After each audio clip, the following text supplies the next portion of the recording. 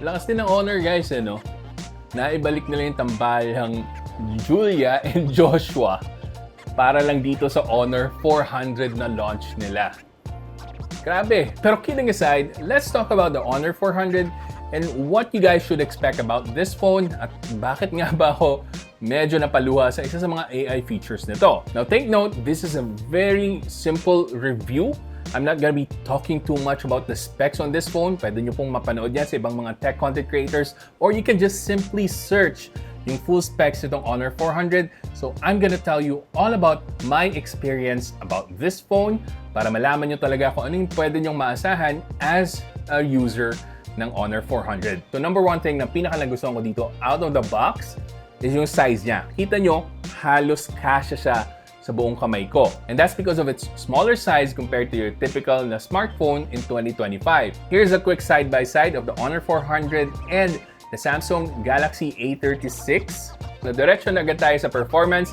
This has the Snapdragon 7 Gen 3, the same with the Honor 200 from last year. And pagdating sa Antutu, aabot ng 800,000 yung score na makukuha natin. And this is a good indication na maganda yung performance ito, lalo na for daily tasks. And if you are ever considering this for gaming, pwede kayo maglaro ng mga games dito. Whether it's a MOBA game, tulad na lang ng Mobile Legends, or if you want to play Call of Duty Mobile, PUBG Mobile, or even AAA games, pwede patakbuhin dito sa Honor 400. Pero syempre, expect nyo lang na kung mas malakas na game tulad ng Wuthering Waves or Genshin Impact ang lalaroin nyo dito, you really have to adjust the graphical settings dito para mas maganda yung takbo ng games nyo. Because after all, even though this has a very capable na chipset, this is not really marketed as a gaming device. Pero very enjoyable pa rin maglaro ng games dito even though this has a smaller size display at 6.55 inches na AMOLED with 1 billion colors. So dahil AMOLED yung display nito,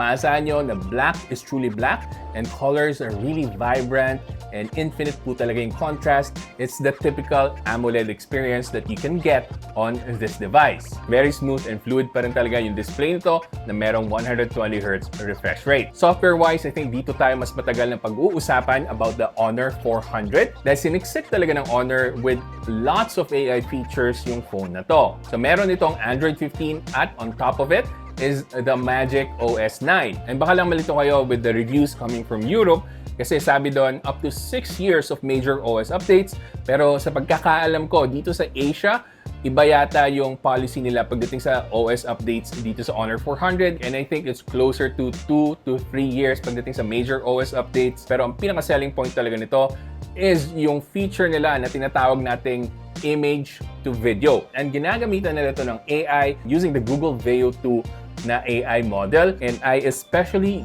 used this feature para sa isang Father's Day video na in-upload ko sa Facebook and sa TikTok. At ito talaga yung dahilan kung bakit maluha-luha ako nang pinanood ko yung video ng Father's Day using the image to video feature. Para sa mga Honor 400 users na hindi pa pinapakinabangan ng husto yung feature na to, this is available sa separate section ng gallery natin. So pwede nyo yung ma-access dyan sa Create tab ng gallery natin. And then you just have to add your image and bahala na yung AI gumawa. May ilang mga nag-comment na it's creepy or weird. Pero para sa akin kasi, I treasure those memories. And kung batang 90s kayo na tulad ko, alam nyo naman na mahal pa mag-take ng videos nung time na yon. So this is the next best thing that we can do to relive those memories kahit na for a few seconds lang. Na para sa mga magsasabi na matagal naman ng may feature na ganyan. But this is the first time we've seen it na available on a device integrated mismo sa gallery nila for free. Pero take note on the part na for free. Hindi ko natanong si Honor specifically kung gaano katagal nga bang magiging free itong feature na to. Pero nakita ko kasi na parang naka-free trial mode yung feature na to as of right now. So kung ako sa inyo, kung bibili ka ng Honor 400, gamitin nyo agad itong feature na to habang free pa siya. And kung makuha ko yung information kung gaano katagal nga ba siya magiging free, ilalagay ko yan sa pinned comment. Pero hindi lang po yung image to video yung AI feature na meron dito. Another thing na nagustuhan ko dito, yung AI eraser nila. And I know marami na ring brands ang nag-implement ng AI eraser nila, pero it seems like Honor has one of the better implementations ng AI eraser. You can see here na this is a side-by-side ng AI eraser ng Honor 400 and the Samsung Galaxy A36.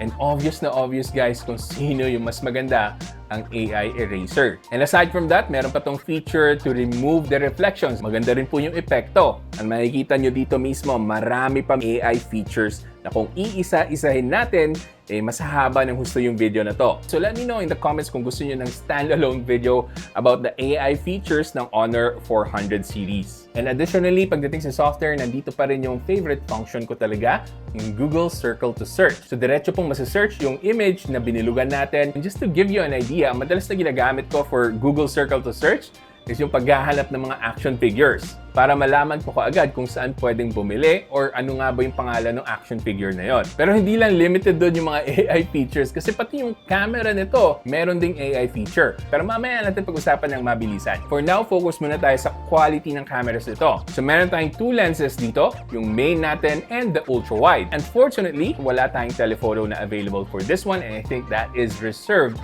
para sa Pro version. Na lahat po ng photos makikita nyo dito was shot on the vibrant mode, pero meron itong authentic mode kung saan mas mataas yung contrast or the natural mode para medyo mas neutral yung mga shots nyo. And I think most of the people na nakapanood ng Honor review ko from last year would want to know, andito pa rin ba yung parang watercolor smudging effect?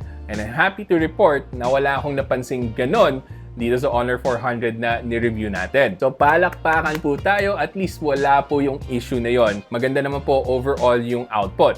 Sharp yung images, maganda yung colors, it's not too saturated even though vibrant siya. I think it's even closer to neutral colors kahit na naka-vibrant mode. And in broad daylight, asahan nyo na maganda talaga yung shots na makukuha natin. But of course, it's not a perfect camera phone. Meron pa rin mga slight downsides that you need to know about.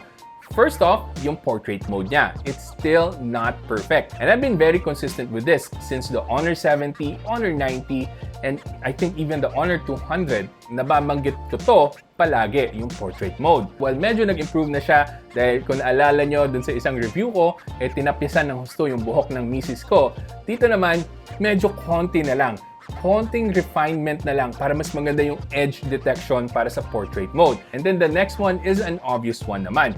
Kasi wala nga siyang telephoto lens. So what we'll get, pag nag-zoom in tayo, yung 2 times, yung 4 times, it's gonna be digital zoom. Pero dito pumapasok yung AI feature ni Honor pagdating sa camera niya. So, pag zoom in natin up to 30 times zoom, yung makikita nating image initially, super blurry. Pero pag tinurn on natin yung AI feature, it will enhance your image as if meron kang decent na telephoto lens. So yun po yung usefulness ng AI pagdating sa camera nitong Honor 400. Pagdating sa video recording, decent to good quality ang pwede natin makuha, 4K 30 FPS. Now, the only downside, however, so far, na I think this can also be fixed by a software update, is yung medyo shaky video pag naglalakad tayo. Pero steady lang naman yung video kung hindi kayo gumagalaw masyado or kung meron kayong gamit na gimbal. Moving on, pag-usapan naman natin yung selfie camera, which I think is very decent or even good pagdating sa quality ng photos. And sa selfie video naman, up to 4K 30 FPS yung quality na pwede nating ma-record. At eto po mismo, yung quality nun. So what do you guys think? Again, this is 4K 30 FPS on the Honor 400 selfie camera. Approve ba or hindi? Let me know in the comments. And pagdating sa camera features, available pa rin dito yung multi-video mode nila kung saan pwede natin gamitin both yung selfie and yung back camera or parehong ultra-wide and main camera at the same time. Finally, usapang battery. So meron tong 6,000 mAh na battery capacity, which is surprising for something at this size. But that's possible dahil sa silicon carbon na technology. And also, kung napanood nyo yung unboxing natin, this comes with 100 watts na power brick, but this can only charge up to 80 watts. So, ang pinakasagad nito, 80 watts, bonus lang yung 100 watt na charging brick. Very power efficient itong Honor 400. This can last you for a full day or even more. But again, this all depends sa usage nyo. Wala po akong battery issues na na-encounter with this device. Bago natin tapusin yung video, tatanungin muna natin yung isa nating tech friend kung ano yung paborito niya about the Honor 400 5G. Yung AI feature niya. Lalo specifically, yung photo to video feature niya. It brings yung mga old photo back to life. Yung tipong nostalgic feel. of all the features na na-try ko, Yan yung pinaka-stand out. AI eraser, AI yung anti-reflection, Mm. yun siya yung pinaka-okay eh. So you heard it from Sir Rich One of Gadget Sidekick. Check out his channel. May review na rin siya ng Honor 400. 5G. Alright, so tapusin na natin yung review. Now, as of the time that I recorded this video, wala akong information about the pricing on this device. Alam ko lang na meron tayong mga pre-order bonuses na aabot ng value up to 9,000 pesos. Meron tayong Bluetooth speaker, meron tayong Jisoo Life na fan, and also meron pang TWS earphones. Para sa akin, kung lahat yun ay makukuha nyo on top of your phone mismo, then it's a solid deal. And don't forget guys, hanggang June 27 na lang yung pre-order nitong Honor 400 and you have a chance to win a Rolex watch or an Hermes bag. Grabe yung paraffle ni Honor for this device and hopefully one of my viewers ang manalo ng isang Rolex or ng isang Hermes bag. Now, final thoughts guys, para sa mga naghahanap ng top performance, of course, this is not the phone for you. Pero kung gusto niyo ng isa sa mga well-balanced na phones pagdating sa software, pagdating sa hardware niya, and then meron din tayong solid camera package included, plus the freebies, syempre, this is something that I can recommend. At kung gusto niyo bumili ng Honor 400, lahat po ng links nandiyan na sa description box. And kung nakatulong tong video na to sa inyo, ano lang ba yung mag-like, comment, and subscribe na kayo at abangan nyo. May mga phone giveaways tayo na paparating. At kung gusto nyo pang manood ng mga videos ko, may mga i-link po ako dyan. Panigurado, magugustuhan nyo yung mga yan.